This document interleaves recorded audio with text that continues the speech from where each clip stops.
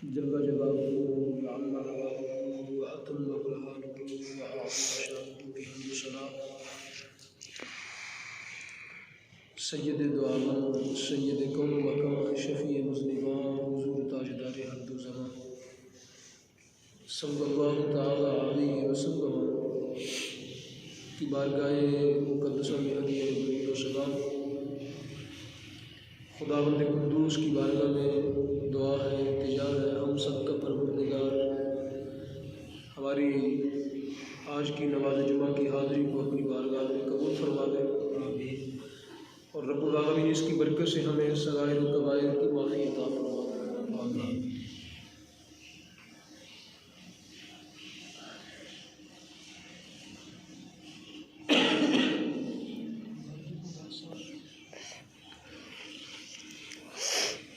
पिछले दो जुमातुल मुबारक के खुतबात में सूरतुल गाशिया उसमें चंद बातें उसके ज़ेर ताक़ आपके सामने गोश बयान की हैं और उस मुबारक सूरत के अंदर रब्बुल आलमीन ने क़यामत के हवाले से हर दो ग्रोहों के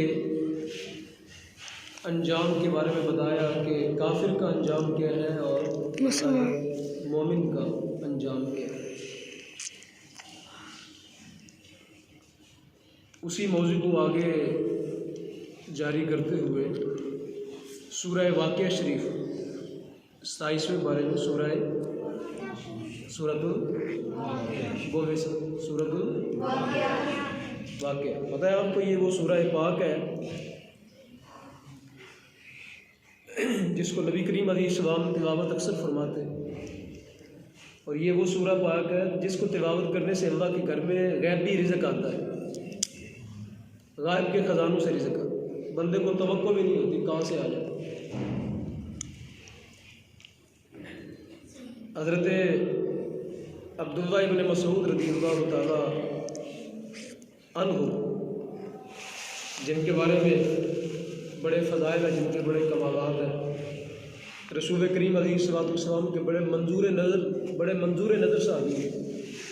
इनका लक़ब है साहिबुल विसादा। विसादा किसे कहते हैं? तकिए को, इधर बड़ा हुआ तकिए को कहते हैं विसादा। सरकार दो आलम का तकिया इनके पास होता, जब हुजूर को ज़रूरत होती है पेश कर ऐसे बगल में रखते साहिबुल विसादा। कभी नबी करीम अलैहिस्सलाम के नगैने पाक, इनका एक लक़ब है साहिबुल नालैन। क्या लक़ब है इनका? साहिबुल नालैन। इनके पास सरकार दो आलम के नगैन शरीफ होते, उठाए होते, जब वो नबी करीम अलैहिस्सलाम को ज़रूरत होती तो आगे पेश कर देते। तो उसी लक़ब से ये मारूफ़ हो गए साहिबुल नालैन, साहिबुल विसादा। बहुत बड़े मुहद्दिस हैं उम्मत के बहुत बड़े फ़कीर। सारे सहाबा इकराम का जो ख़ुलासा है ना, वो 6 सहाबा हैं। 1,24,000 के राउंड अबाउट सहाबा जो हज्जतुल विदा के मौका पर मौजूद थे। इसके सिवा भी बाद ने 1,14,000 लिखा है, बाद ने 1,24,000 लिखा है, बाद ने 1,00,000 लिखा है। मुख्तलिफ रवायात है, तारीख़ी रवायात। सारे सहाबा इकराम का इल्म जमा करें तो 6 सहाबा में सिमट के आ जाता है। कितने लोगों में आ जाता है? 6। हज़रत उमर रज़ियल्लाहु ताला, हज़रत उमर रज़ियल्लाहु ताला, हज़रत अब्दुल्लाह इब्न मसूद है उनके अंदर एक, हज़रत अब्दुल्लाह इब्न उमर है और उसके सिवा हज़रत उबई बिन काब है, ज़ैद बिन साबित है। ये 6 सहाबा हैं। सारे सहाबा को जमा करें तो सारे सहाबा का इल्म सिमट के इन 6 में आ जाता है और इन 6 को जमा करें तो सारे सहाबा का इन 6 का इल्म सिमट के 2 में आ जाता है। एक हज़रत अली मुर्तज़ा और एक हज़रत अब्दुल्लाह इब्न मसूद। सारे सहाबा का इल्म समेटा जाए तो दो के पास आ जाता है। किन के पास? हज़रत अब्दुल्लाह इब्न मसूद और हज़रत मौला मुर्तज़ा शेर खुदा करमल्लाहु ताला वजहहू। तो इन्होंने एक दफ़ा फरमाया, आप फरमाने लगे मैंने अपने बच्चों को, मैं बड़ी एक बात करने लगा, बड़ी समझने वाली सुनने वाली बात। हम अपने बच्चों को ये बड़े लंबे चौड़े बंदोबस्त करते हैं। अपनी फिक्र हमें नहीं होती। सरकार दो आलम ने फरमाया तुम में से कौन है जो अपने माल की हिफाजत करता है और अपने से बढ़ के किसी और की करता है। तो सब ने कहा हुजूर हम तो अपने की। फरमाया अपने की किधर करते हो? आपने तो 3 ही माल है, खा लिया वो तेरा, कपड़ा पहन लिया वो तेरा, अल्लाह की राह में खर्च कर लिया। फरमाया बाकी वारसों का है। बाकी किन का है? बताओ बंदा किन की हिफाजत, बंदा किसकी करता है? सारी ज़िंदगी वारसों के माल की बंदा हिफाजत करता है, वारसों के माल की। मकान किन के हिस्से में आना है? वारसों के हिस्से में आना है ना। गाड़ी किन के हिस्से में आनी है? वारसों के हिस्से में आनी है। बाकी बैंक बैलेंस किन ने ले जाना है? वारसों ने ले जाना है। तो बंदा सारी ज़िंदगी उसकी हिफाजत करता रहता है जो वारसों का माल होता है। अपने तो 3 ही है, जो दे दिया रब के नाम पे वो तेरा था, जो खा लिया वो तेरा था, जो कपड़ा पहन लिया वो क्या था? तेरा था, बाकी तेरा कोई, बाकी तेरा कोई। तो हम बड़े लंबे चौड़े बंदोबस्त करके रखते हैं कि स्टेट वाइज की पॉलिसी करवाओ, बीमा पॉलिसी करवाओ 20 साल की, मैं मर जाऊँ तो पता नहीं बच्चों को बाद में क्या मिलेगा। कोई 50 लाख की पॉलिसी करवा देता है, कोई प्रॉपर्टी खरीद लो, चलो बाद में बच्चों का कोई गुजारा हो जाएगा, गुजरोगात हो जाएगी। बड़े लंबे चौड़े हमने बंदोबस्त अपने बच्चों के लिए किए, उनके लिए बड़े पापड़ बेले, नौकरियाँ छोड़ी उनके लिए, बाकी किए, बैंक बैलेंस छोड़े, गाड़ियाँ, प्रॉपर्टी, हर चीज़ छोड़ी उनके लिए बड़ी कोशिश हमने की।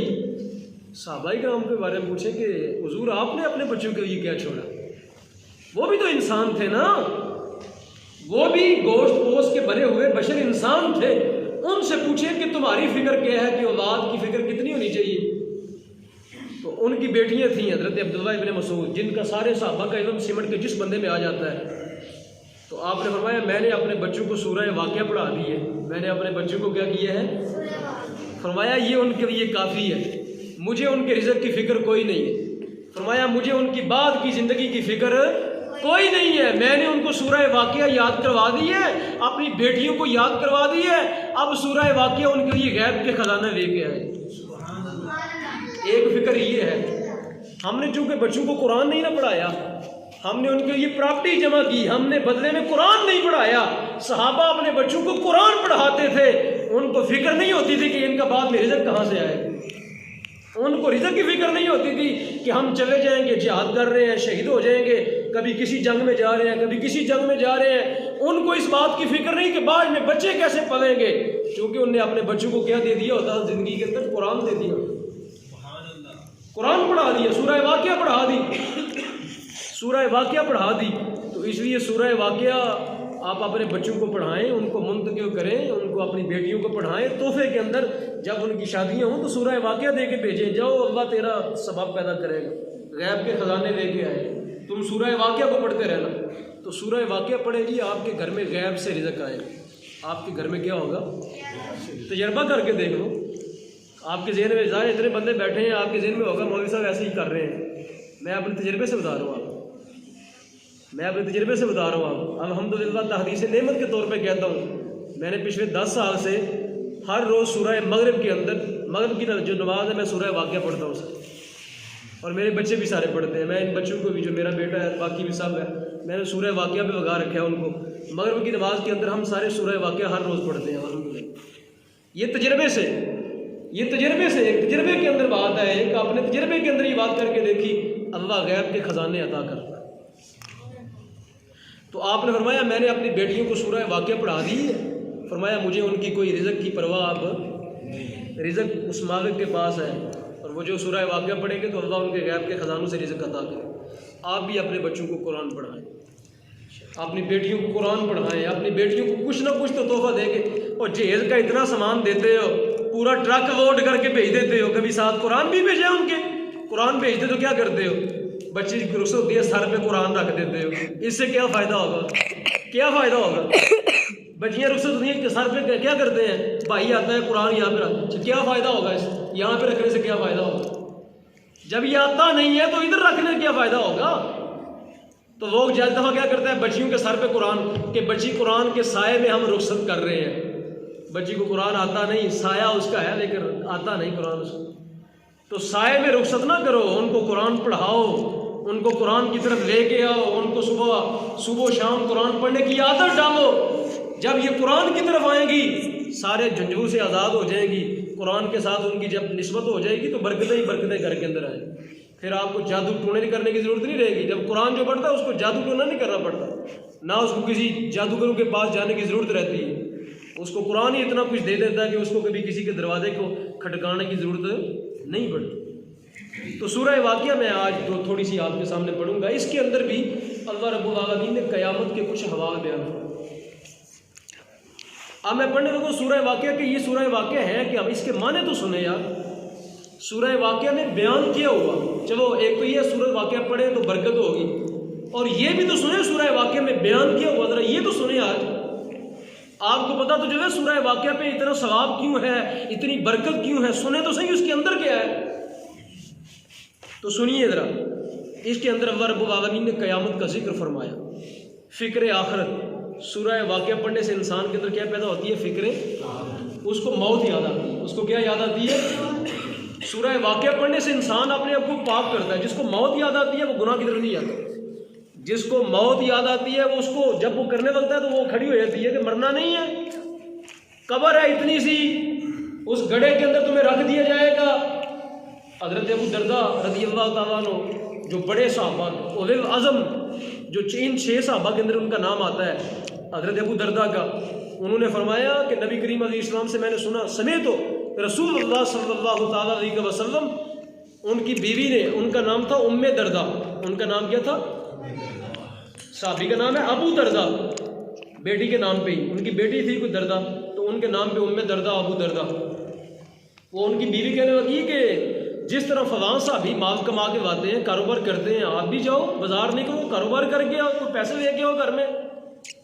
हज़रत अबू दरदा को उनकी बीवी ने कहा कि आप भी जिस तरह बाकी साहबा जाते हैं, कारोबार करते हैं, बाजार के अंदर तजारत करते हैं, खेती बाड़ी करते हैं, आप भी जाएं। आप यहाँ बैठ जाते हैं तो बैठ के अल्लाह की इबादत में मसरूफ़ है, या सरकार की हदीस के अंदर मसरूफ़ है, कुरान के अंदर मसरूफ़ है, तो आप भी जाएँ फलां साहबी की तरह, आप भी रोज़ी रोटी कमा के लेके आए। एक साहबी उनके, ये वाक़या का इस तरह है, एक साहबी उनके घर में आए, शायद हज़रत सलमान फ़ारसी नाम अगर मैं बोल ही रहा, हज़रत सलमान फ़ारसी है, तो उन्होंने देखा हज़रत उम्मे दरदा ने कपड़े मैले कुचैले पहन रखे हैं। कैसे कपड़े पहन रखे हैं? उनने कपड़े मैले से पहन रखे हैं। तो हज़रत सलमान फ़ारसी को ताज्जुब हुआ कि आपने ये कपड़े मैले से पहन रखे हैं। तो हज़रत उम्मे दरदा ने उस वक्त ये कहा कि मैंने इनको कहा आप भी जाएँ रोज़ी कमा के लाएँ ताकि मैं भी साफ़ सुथरे कपड़े पहनूँ। तो हज़रत अबू दरदा को जब पूछा गया कि आप हज़रत क्यों नहीं जाते, तो आपने एक हदीस बयान की, वो ज़रा हदीस सुने। वो फरमाने लगे, कावा समय तो रसूलुल्लाह, मैंने नबी अलैहिस्सलाम से सुना, इन्ना अमामकुम आकाबा, आपने फरमाया इन्ना अमामकुम आकाबा, फरमाया कहते हैं रसूल करीम ने फरमाया कि ए अबू दरदा, आगे बड़ी घाटियाँ आ रही हैं। आगे क्या आ रही हैं? बड़ी घाटी समझते हैं? जिसने पहाड़ का सफ़र किया उसको घाटी का पता है। जो मरी गया है पहाड़ का, बलोचिस्तान किसी जगह निकला है, जिसको पता है पहाड़ क्या होता है, कभी ऐसे तो कभी ऐसे, कभी ऐसे तो कभी ऐसे, कभी नीचे तो कभी ऊपर, कभी नीचे तो कभी ऊपर, कभी बिल्कुल नीचे जाना पड़ता है, फिर जाके नीचे जाके 2 किलोमीटर फिर ऊपर जाना पड़ता है। वो जो नीचे गया और ऊपर चढ़ा, वो दरमियान में जगह है, उसको क्या कहते हैं? घाटी, वादी है, उसको वादी भी कहते हैं। घाटियाँ जो साथ उसके 2 पहाड़ों के दरमियान गहरी जगह होती है, उसको घाटी भी कहते हैं, वादी भी कहते हैं उसको। तो आपने फरमाया, मुस्तफ़ा करीम ने फरमाया, इन्ना अमामकुम आकाबा, ए अबू दरदा, आगे बड़ी घाटियाँ आ रही हैं, और इन घाटियों को ला यजूजुल मुस्किलून, सरकार ने फरमाया इन घाटियों को 2 लफ्ज़ आते हैं, ला यजूज, ला यतजावज़, फरमाया इन घाटियों को जो भारी लोग होंगे ना, भारी लोग, फरमाया वो इनको पार नहीं कर सकेंगे। बात समझ आई? आपको समझ आ रही है ये बात? हुज़ूर फरमा रहे हैं भारी से नाराज जरूरी नहीं कि बंदा मोटा हो ही भारी कहते ने। जिसने गुनाहों का बोझ बड़ा लाद रखा है ना, जिसने दुनियावी ख्वाहिशात की बड़ी वो अपने ऊपर जो है वो तमन्नाएं लाद रखी है, मर गया और दुनिया की ख्वाहिशें नहीं छूटनी, सारी जिंदगी नफ्स परस्ती करता रहा, सारी जिंदगी अपनी ख्वाहिशों के पीछे दौड़ता रहा, ये क्या है? ये बड़ा भारी बरगम हो गया। ये क्या होगा? ये बड़ा मोटा ताज़ा हो गया। और मोटा ताज़ा बंदा तो पहाड़ के ऊपर ही ना चल सकता, कि चल सकता है? बताएं क्यों जी साहब? आप मोड़ा शरीफ गए? मोड़ा शरीफ गए कभी? आप नहीं गए? हाँ, मिला हमारा पीर खाना है मोड़ा शरीफ, वहाँ पे ऐसे ही पहाड़ है, ऐसे जो लोग जाते हैं उनको पता है, ये मरी जाते हैं, मरी के अंदर ये वो। तो भारी बंदा जो है पहाड़ के ऊपर नहीं चल सकता, वो एक सांस चलता है, एक सांस बैठ जाता है। मैं इस दफ़ा गया तो मैंने एक बंदे को देखा ऊपर चढ़ रहा था, तो उसको वही अटैक हो गया खुद मेरी आंखों के सामने। ये पिछले साल में गया तो मैं पैदल चल रहा था, तो एक बंदा मेरे आगे चल रहा था, वो जब थोड़ा सा सांस चढ़ रहा उसको अटैक हुआ, वहीं गिर गया, वो मर गया, वहीं पे शहीद हो गया। तो भारी भरकम बंदा जो है पहाड़ का सफ़र नहीं कर सकता। ये रसूलुल्लाह फरमा रहे हैं। आप फरमाया इन्ना अमामकुम अक़बा, फरमाया आगे बड़ी भारी भरकम घाटियाँ आ रही हैं, और जो बंदा बड़ा भारी मोटा कादा होगा वो इन घाटियों को पार नहीं कर सकेगा। आपने फरमाया मैं ये चाहता हूँ ओहिब्बो, लफ़ज़ हदीस की ओहिब्बो, मुझे ये पसंद है कि मैं अलगा हो जाऊँ। मैं क्या हो जाऊँ? मैं दुनिया की ख्वाहिशों के नीचे दब के ज़िंदगी ना गुजारूँ, मैं दुनिया का सामान इकट्ठा करता करते भारी ना हो जाऊँ। फरमाया मुझे ये पसंद है कि मैं दुनिया से अलगा फुल्का जाऊँ, ताकि अगली घाटियाँ क्रॉस करनी क्या हो जाए, आसान। बात समझे? ये रसूलुल्लाह ने फरमाया। हज़रत अबू दरदा ने ये हदीस सुनाई किसको? अपनी बीवी को। उन्होंने कहा ना कि जाएं बाज़ार में काम करें, जाके तजारत करें, रोज़ी रोटी कमा के लाएँ। तो फरमाया रिज़्क़ मिल रहा है जितना मुकद्दर में है, जितना अल्लाह पाक हमारी ज़िंदगी को चला रहा है, हलाल का थोड़ा मिल रहा है, काफ़ी है, ज़्यादा हम नहीं कमाएंगे। इसलिए कि फरमाया आगे बड़ी गाड़ियाँ, पहली सबसे गाड़ी किसकी है? कब्र की। सबसे पहली गाड़ी किसकी है?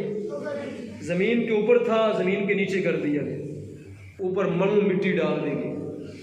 पहली गाड़ी तेरी यहाँ से शुरू हो गई, और आगे की जो गाड़ियाँ हैं वो तो नकाबे बयान है, नकाबे बर्दाश्त। तो ये हदीस पाक। अब जो है ना, ये सहाबा इकराम इस फिक्र में रहते, इस फिक्र के अंदर वो ज़िंदगी गुजारते। तो सामीन मोहतरम, ये है सहाबा इकराम का तर्ज ज़िंदगी, उनके सोचने का अंदाज़ ये है, उनके खाने पीने कमाने का अंदाज़ ये है कि माज दुनिया के लिए ज़िंदा नहीं हमने रहना, माज दुनिया के लिए ज़िंदा। आखिरत की फ़िक्र यूँ होनी चाहिए, आखिरत की फ़िक्र यूँ होनी चाहिए कि मैंने मरना है, और मरने के बाद का सामान मेरे पास क्या है। दुनिया में तो हर चीज़ मौजूद है मेरे घर में, आखिरत का सामान क्या है। अब जब